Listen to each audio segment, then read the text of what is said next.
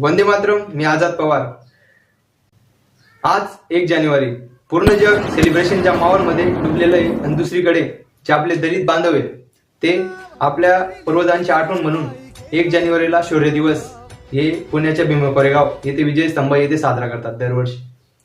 तर काय झालं होतं 1 जानेवारी 1818ला की तर त्यावेळेस जे आपले पेशवा बाजीराव द्वितीय होते त्यांनी लढाई पुकारली आणि विरुद्ध होते ब्रिटिश आर्मीचे 834 सोल्जर, त्यामध्ये 500 हे दलित बांधव होते आपले.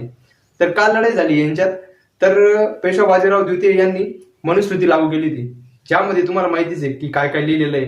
तर दलित बांधवांना खूप अत्याचार सहन करावे लागत होते, त्याविरुद्ध ती लढाई होती. ती सामाजिक हक्काची लढाई होती आणि अत्याचाराविरुद्ध ती लढाई या 500 दलित बांधवांनी लढी त्यांच्या विरुद्ध. आणि रात्रंदिवस करून त्या दिवशी हे 500 आपले दलित बांधव